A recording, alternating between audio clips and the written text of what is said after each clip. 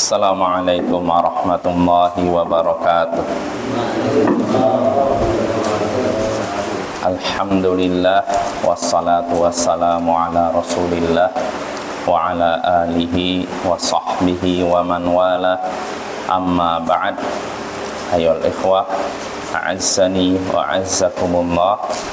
Saudara-saudaraku yang semoga dimuliakan oleh Allah, kita bertemu kembali di malam Ahad untuk mengkaji kitab Masailul Jahiliyah allati khalafa fiha Rasulullah sallallahu alaihi wasallam ahlal jahiliyah. Masalah-masalah jahiliyah yang mana Rasulullah sallallahu alaihi wasallam menyalahi orang jahiliyah dalam hal tersebut. Karya Syekhul Islam Mujaddidud Da'wah Muhammad ibnu Abdul Wahhab bin Sulaiman At-Tamimi rahimahullahu ta'ala. Ya, pada pertemuan sebelumnya kita sampai ke masalah jahiliyah yang ke-92 ya, menyelesaikan masalah jahiliyah 92, yakni orang-orang jahiliyah membanggakan sesuatu yang benar. Membanggakan sesuatu yang benar, baik yang benar maupun tidak benar ya. Ini orang jahiliyah. Jadi kadang mereka membanggakan yang tidak benar, contohnya apa? Kejahatan mereka.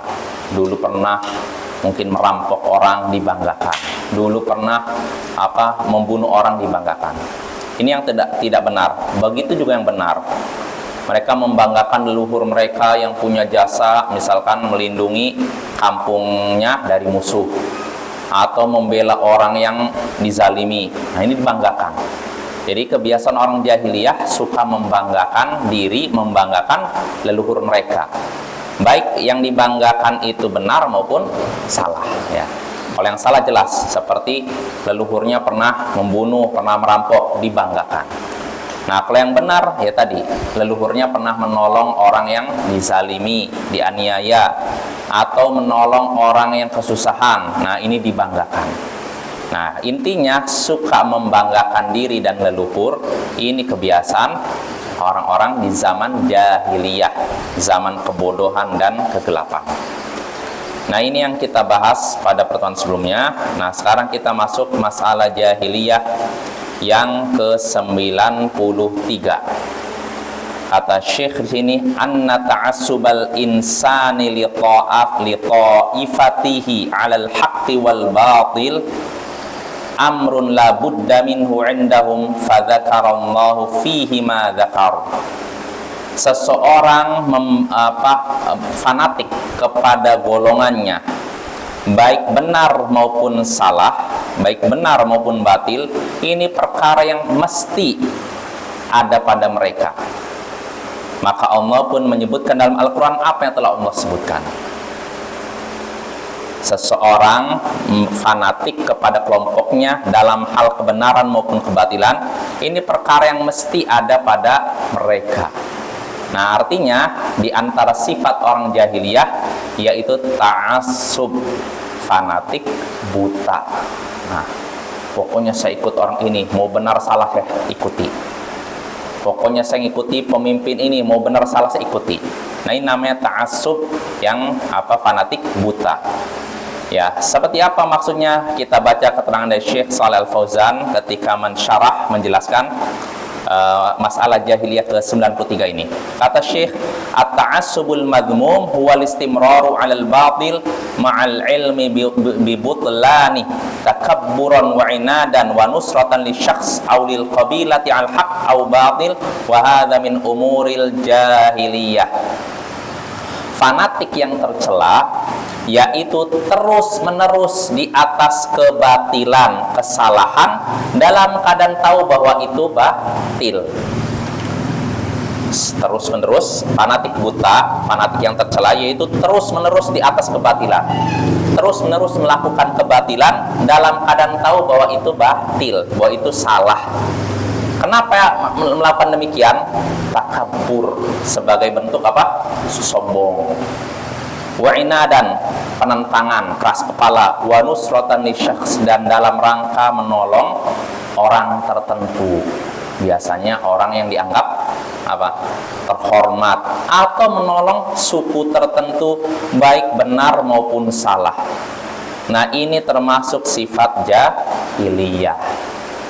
Jadi orang jahiliyah itu selalu begitu. Kalau punya kepala suku atau apapun, mau dia benar salah diterima. Dia dibela habis-habisan. Walaupun resikonya pertumpahan darah. Karena mereka ya begitu, kebiasaan mereka fanatik suku, kelompok, golongan dan semacamnya. Maka ini sifat jahiliyah yang tidak boleh ada pada kita. Kalau kita hanya boleh fanatik kepada Nabi kita, pada Rasulullah. Adapun selain Nabi kita nggak boleh fanatik. Kita tidak boleh fanatik kepada Abu Bakar, tidak boleh fanatik kepada Umar, tidak boleh fanatik kepada Utsman, tidak boleh fanatik kepada Ali, Muawiyah dan semacamnya. Ini nggak boleh ya, karena masing-masing dari mereka tidak terjaga dari kesalahan. Adapun Nabi kita terjaga dari kesalahan. Nah ini ya, ini yang perlu kita ketahui ya. Jadi kita harus fanatiknya hanya kepada Rasulullah. Adapun selain Rasulullah, maka bisa dinilai apakah orang ini benar atau tidak. Kalau benar, kita ikuti, kita bela. Kalau salah, kita tidak bela. Nah ini ya, ini yang seharusnya ada pada kita ya. Kita tidak boleh fanatik buta kepada siapapun. Jazakumullah khair. Masya Allah. Jadi makin semangat.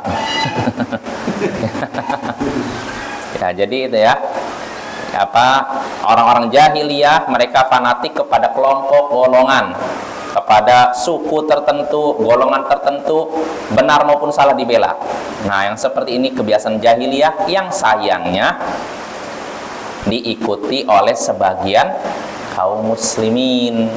Pokoknya kalau mereka udah punya tokoh yang mereka hormati, tokoh agama apapun, misalkan tokoh agama yang seringnya ya, itu dibela mati-matian.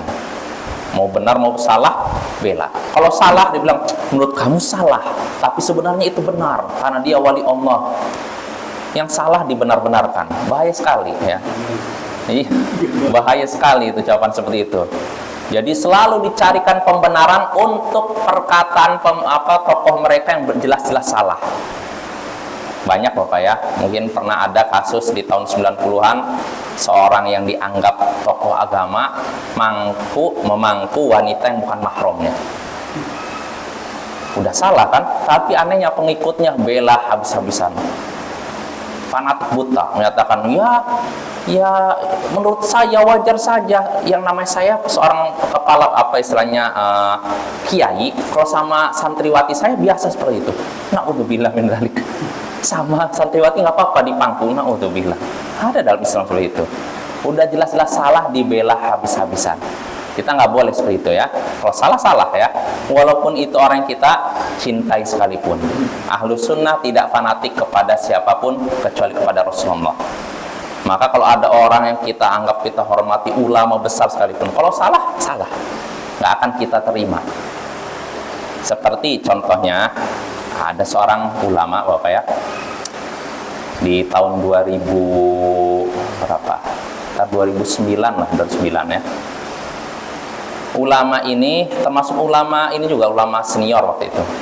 Dia tiba-tiba menjatuhkan sahabat Nabi Abu Bakar. Sahabat Abu Bakar dijatuhkan, katanya nggak bisa dipercaya. Ini ucapan yang nggak pernah terlontar dari ulama sebelumnya. Bayangkan, dia seorang asal ulama sunnah ya, tapi tiba-tiba terlontar dari dia ungkapan sahabat Abu Bakar tidak bisa diterima riwayatnya, dia fasik, nggak bisa terima. Ini ucapan yang lancang sekali dan nggak ada ulama sebelumnya yang seperti itu. Kalau maksudnya orang Syiah ya mungkin lah, orang Syiah mah jangankan Abu Bakar aja dinyatakan kafir, apalagi Abu Bakar.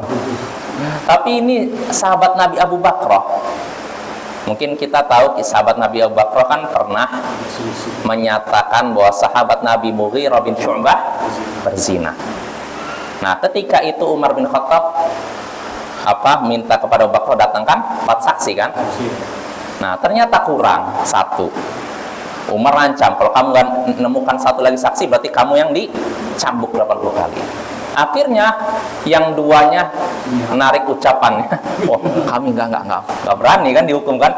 Tapi Abu Bakar tetap, saya bukan berdusta, bukan artinya memfitnah, tapi saya bersaksi bahwa dia berzina. Nah, tapi bagaimana sikap Umar? Tetap dicambuk.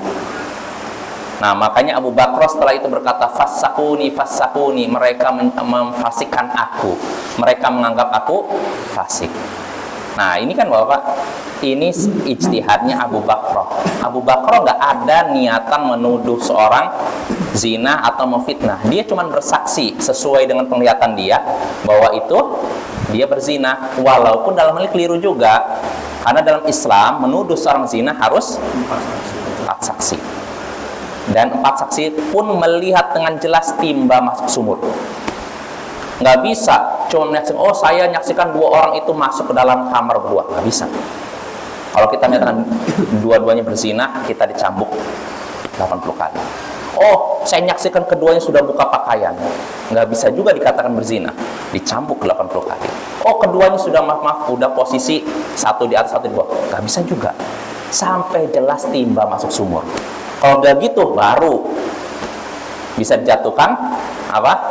Yang itu yang melakukan bisa dijatuhkan hukuman cambuk 100 kali kalau belum nikah, dan rajam kalau sudah nikah.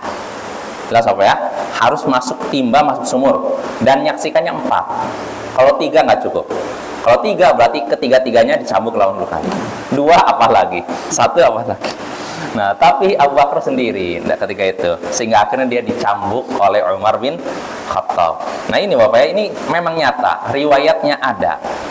Lantas apa sikap kita? Ya, sikap kita katakan Abu Bakar keliru, tapi para ulama ketika itu, para sahabat, tidak ada yang menyatakan dia fasik, bukan sahabat Nabi. Enggak, dia tetap sahabat Nabi, cuma dalam hal ini keliru dia.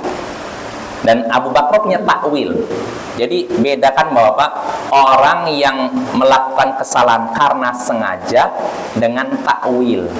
Takwil itu artinya punya penafsiran tertentu walaupun penafsirannya keliru. Abu Bakar mentakwil bahwa saya bukan melontarkan zina. Jadi menurut Abu Bakar yang terkena cambuk 80 kali itu, kalau misalkan saya ketemu seorang, wahai pezina, nah itu baru 80 kali. Atau nggak ada, dia nggak tahu, nggak pernah ngeliat, tiba-tiba ngomong orang ini berzina, nah ini 80 kali. Ini ijtihadnya Abu Bakar. Padahal yang seperti itu enggak. Pokoknya harus 4 saksi menyaksikan timba masuk sumur, nah itu baru boleh diterima tuduhan zina, Bapak ya. Abu Bakar enggak, sehingga akhirnya dia dicambuk 80 kali. Nah, terus pertanyaannya, bagaimana dengan sahabat Nabi Mughirah yang dituduh zina? Syekh Muhammad Al-Amin Asy-Syanqiti, beliau menyatakan dalam hal ini ada kemungkinan besar Abu Bakar salah lihat. Karena kan disebutkan ketika Abu Bakar berkata, ketika itu dia membuka pintu lalu tersingkaplah Mughirah dengan seorang wanita. Jelas apa ya? Nah, kata Syekh Muhammad bin Al-Amin Asy-Syanqiti, dalam hal ini Abu Bakar keliru lihat, salah lihat. Karena apa? Yang dia lihat adalah istrinya sebenarnya dengan Mughirah. Cuma karena Abu Bakar tidak kenal, maka dia menganggap itu wanita lain. Jelas apa ya? Ini ada penafsiran para ulama ya seperti itu. Jadi intinya gini, para sahabat Nabi adalah orang-orang yang adil. Mereka bukan orang-orang fasik.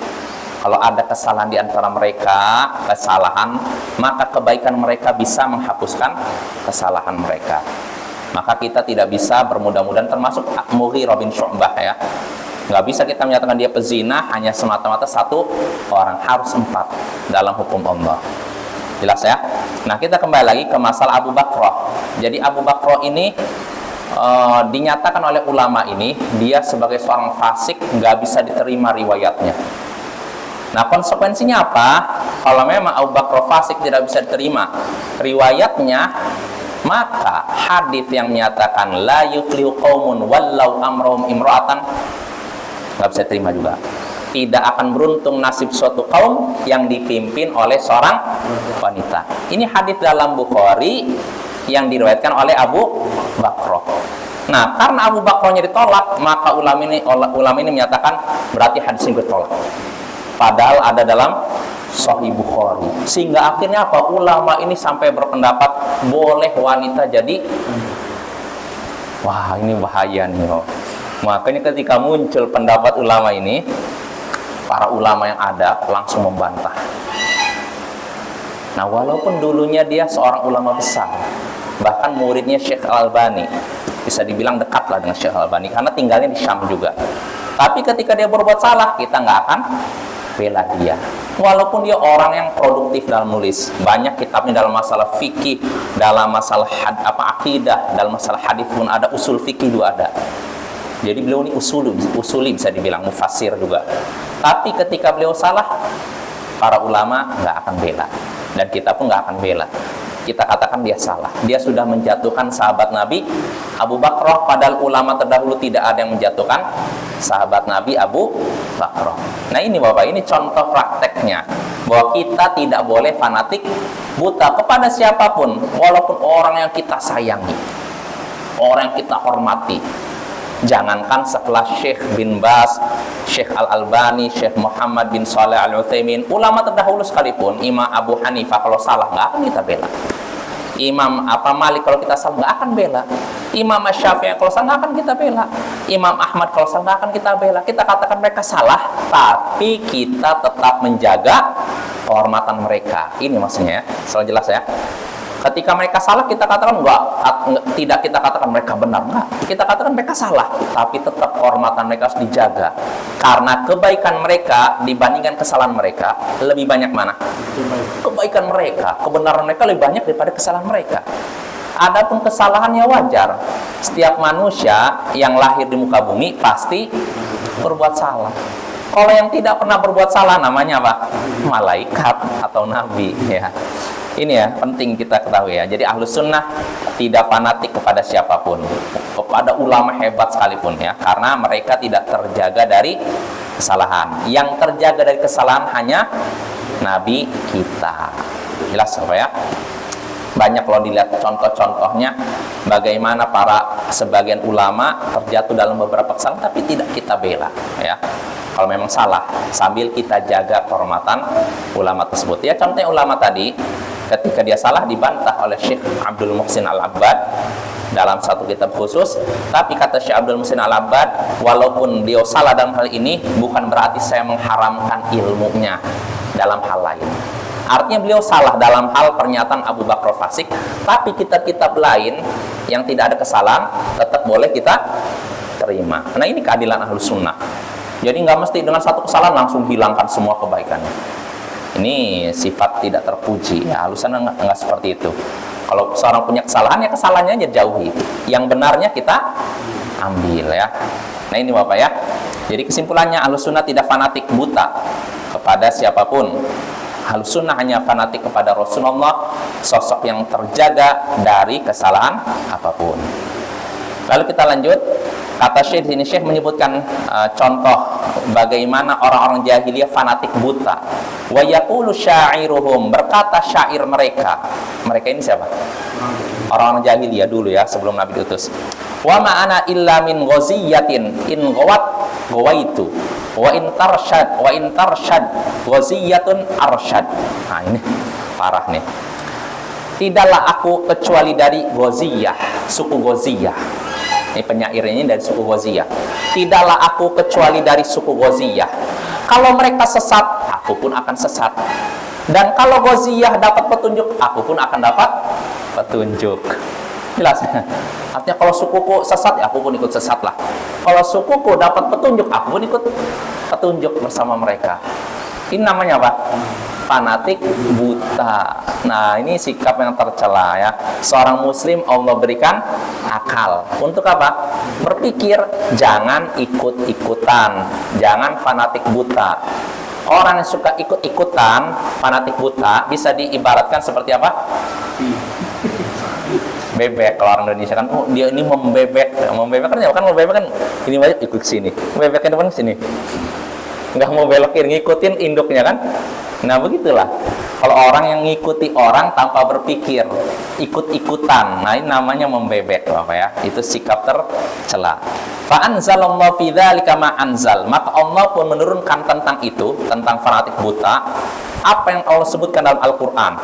Min qaulihi, di antaranya firman Allah Ta'ala, wala yajrimannakum syana'anu qaumin ala alla ta'dilu, janganlah kebencianmu kepada suatu kaum menyebabkanmu tidak berlaku adil. Nah ini maksudnya apa? La yahmilukum bughdu qaumin ala alla ta'dilu fi haqqihim walau kanu a'da'akum.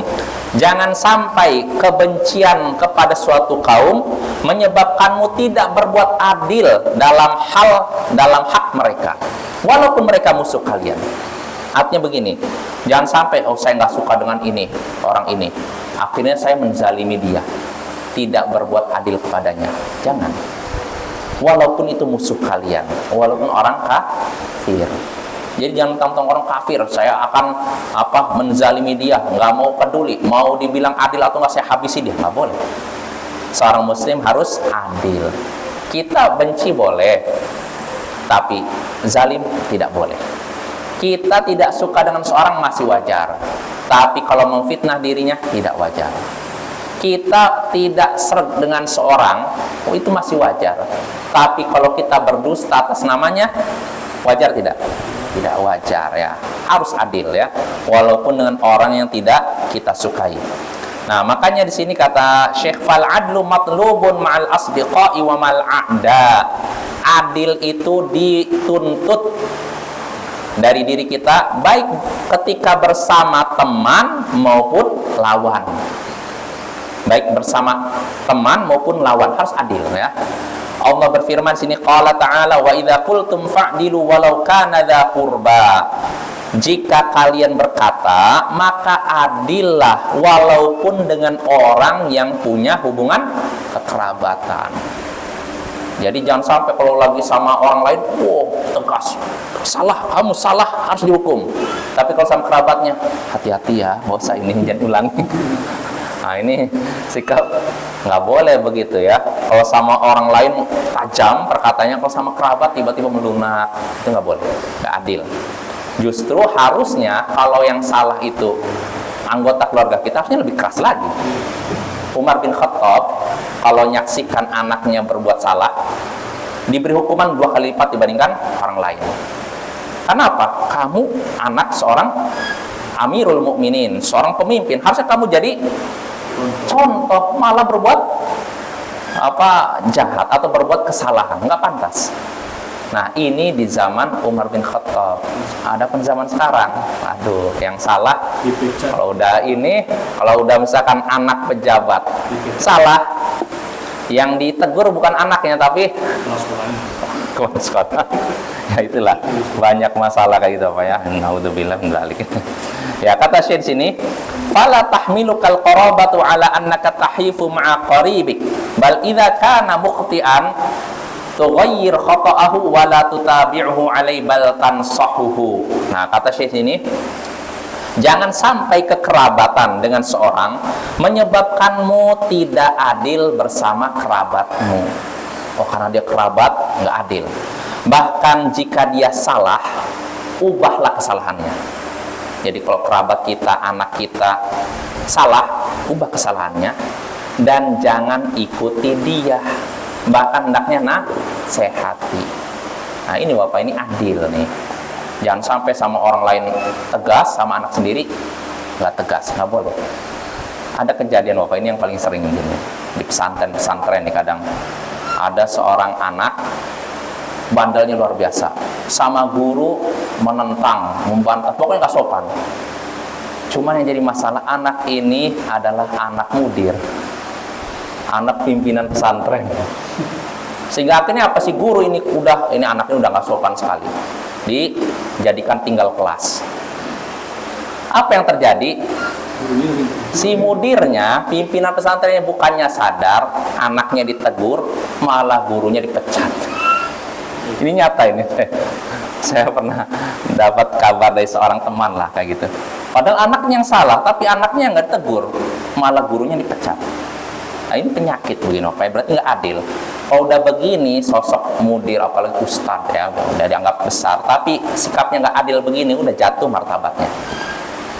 Jadi kurang dihargai. Bagaimana bisa dia membela anak yang salah, menyalahkan guru yang benar? Padahal gurunya sudah berusaha nasihat, tapi anaknya luar biasa nakal. Bagusnya dia apa? Tinggal kelas saja. Biar apa? Biar sadar bahwa nih, dalam di pesantren ini nggak pandang bulu, mau anak mudir apa, kalau salah. Nah ini Bapak ya, cuma sebagian rupanya nggak seperti itu. Dan itu juga ada di sebuah universitas ya. Jadi ada sebagian dosen kebetulan anaknya sekolah di universitas itu. Ini nyata juga ya, nggak perlu saya sebut universitasnya lah. Ya universitas yang berbau Islam lah pokoknya. Jadi kebetulan anaknya ini ketika ujian nyontek, bahkan bawa ini. Karena kebetulan, jadi ini universitas ini dari luar negeri Bapak ya, bukan dalam negeri, tapi ada di Indonesia lah. Jadi kebetulan yang nyontek ini anaknya dosen lah gitu. Dia lagi ujian pakai ini, kan itu udah zaman itu udah ada HP. Nah kebetulan ada seorang mahasiswi ngelihat, kok nggak adil, maksudnya dia kok nyontek, langsung hubungi pengawas. Akhirnya apa, pengawas langsung disita. Pengawasnya bagus kan? Cuma apa yang terjadi setelah itu, datanglah dosennya kepada si akhwat ini, si mahasiswi ini, langsung marahin. Kalau menurut saya ini udah jatuh nih harga dirinya nih. Orang harusnya dosen itu kan punya ilmu kan, bagaimana bisa dia membela anaknya yang salah, menyalahkan mahasiswa yang. Nah ini musibah Pak ya, itu namanya tidak adil ya, nggak boleh kita seperti itu. Kalau yang salah kita katakan salah, walaupun anak kita sendiri ya, kita katakan salah, kita nasihati dia, tapi jangan disakiti. Maksudnya nasihati, kamu nggak boleh ngulangi lagi, tapi jangan dipermalukan, nggak boleh juga ya. Tapi kita katakan salah dan jangan dibela. Kalau kita bela berarti kita tidak adil ya, itu namanya fanatik ya, itu seperti penyakit orang jahiliyah. Jelas apa ya? Lalu kata Syekh sini, jadi kita harus, intinya kata Syekh, harus adil ya kepada lawan maupun kawan. Lalu kata di sini, fal wajibu 'alal insan al-'adlu ma'a nafsihi wa ma'a qaribihi wa ma'a sadiqihi wa ma'a aduwihi. Yang wajib atas seseorang yaitu bersikap adil kepada dirinya, kepada kerabatnya, kepada temannya, dan kepada musuhnya. Nah ini, kepada diri sendiri. Contohnya kalau diri sendiri salah, harus kita katakan apa? Salah, jangan dibela. Jangan, saya salah, sembunyikan yang lain, tutup salah.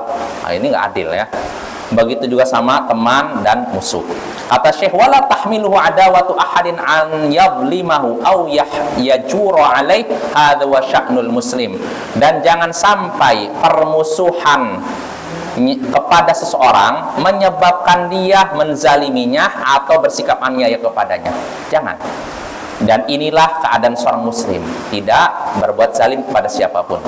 Lalu kata Syekh, wa amma ahlul jahiliyah fa innahum yata'assabuna liqaumihim. Adapun orang-orang jahiliyah, mereka fanatik kepada kaum mereka, kepada suku mereka, golongan mereka.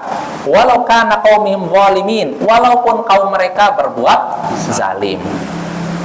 Udah salah dibela. Nah ini kebiasaan orang jahiliyah. Fa amaranallahu jalla wa ala bi mukhalafatihim. Maka Allah telah menyuruh kita, memerintahkan kita untuk menyalahi mereka, menyelisih mereka, wa an naqulal haqq walau ala anfusina wa ala aqaribina wa ala asdiqaina wa ala a'daina. Dan Allah memerintahkan kita untuk berkata kebenaran walaupun kepada diri kita, kerabat kita, teman-teman kita maupun musuh kita. Nah ini ya, jadi kita harus adil kepada siapapun, kepada diri kita, teman, kawan, musuh, semuanya harus adil. Wa qala sallallahu alaihi wasallam, dan di sini Syekh menyebutkan dalil dari hadis Nabi. Nabi sallallahu alaihi wasallam bersabda, unsur akhaka zaliman aw madluma. tolonglah saudaramu baik dalam keadaan ia berbuat zalim atau dizalimi. Mau dia zalim, dizalimi, tolonglah dia. Aneh kan? Berbuat zalim, dizalimi, tolonglah dia. Ini perintah yang aneh. Maka para sahabat pun bertanya, ya Rasulullah, nansuru idza kana zaliman, fa kaifa nansuru idza kana zaliman? Wahai Rasulullah, kalau dia terzalimi, dianiaya, kami nolong, ini wajar, ya kan? Ada orang dipukul, kita nolong, wajar kan? Tapi kalau dia sedang berbuat zalim, kita tolong, gimana nih? Masa orang mukul kita tolong? Maka ini kan anggapan sahabat kan, mereka salah paham. Maka kata Rasulullah, tamna'uhu minadh-dhulm fadzalika nasruh. Menolong orang zalim maksudnya engkau mencegahnya dari berbuat zalim, dan itulah dianggap menolongnya. Jadi kita menolong orang zalim maksudnya apa? Ketika dia mau zalimi orang lain, tahan, jangan. Ketika dia menyakiti orang lain, jangan. Ketika dia memfitnah orang lain, jangan. Ini namanya menolong dia. Menolong dia dari apa? Perbuatan zalim dan perbuatan dosa. Ya, kesimpulannya Bapak, hendaknya kita hanya fanatik kepada Nabi kita, dan tidak boleh fanatik kepada selain Nabi kita, kepada siapapun itu, baik kepada orang yang kita sayangi, ya, karena itu sifat orang jahiliyah. Ya, mungkin ini saja. Insyaallah pada pertemuan berikutnya kita masuk masalah jahiliyah yang ke-94, judulnya inna min dinihim akhdhur rajuli bijarimati ghairi. Nah, ini di antara ajaran orang jahiliyah, yakni menghukum seseorang karena kesalahan orang lain. Maksudnya apa? Misalkan di suatu daerah ada yang berbuat salah A, yang dihukumnya selain A. Ini kebiasaan orang jahiliyah. Ada tidak zaman sekarang? Berarti sedang niru orang jahiliyah. Ya, subhanakallahumma bihamdik asyhadu an la ilaha illa anta astaghfiruka wa atubu ilaik. Assalamualaikum warahmatullahi wabarakatuh.